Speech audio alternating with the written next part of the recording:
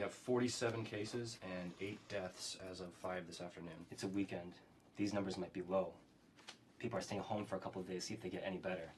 So at this point, I think we have to believe this is respiratory. Maybe fomites, too. What's that, fomites? It refers to transmission from surfaces. The average person touches their face 2,000 or 3,000 times a day. 2,000 or 3,000 times a day? 3 to 5 times every waking minute.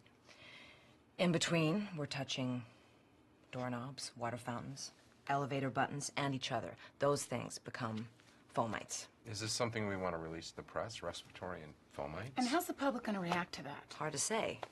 Plastic shark in a movie will keep people from getting in the ocean, but a warning on the side of a pack of cigarettes... We're going to need to walk the governor through this before we start to freak everybody out. I mean, we can't even tell people right now what they should be afraid of. We tried that with swine flu, and all we did was get healthy people scared.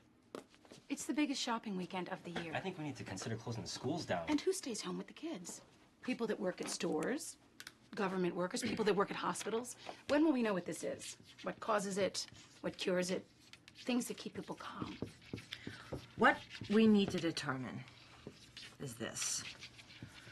For every person who gets sick, how many other people are they likely to infect? So, for seasonal flu, that's usually about 1. Smallpox, on the other hand, it's over 3. Now, before we had a vaccine, polio spread at a rate between 4 and 6. Now, we call that number the R naught. R stands for the reproductive rate of the virus. Any ideas what that might be for this? How fast it multiplies depends on a variety of factors. The incubation period, how long a person is contagious. Sometimes people can be contagious without even having symptoms. We need to know that too. And we need to know how big the population of people susceptible to the virus might be. So far, that appears to be everyone with hands, a mouth, and a nose. Once we know the R naught, we'll be able to get a handle on the scale of the epidemic. So it's an epidemic now. An epidemic of what? We sent samples to the CDC.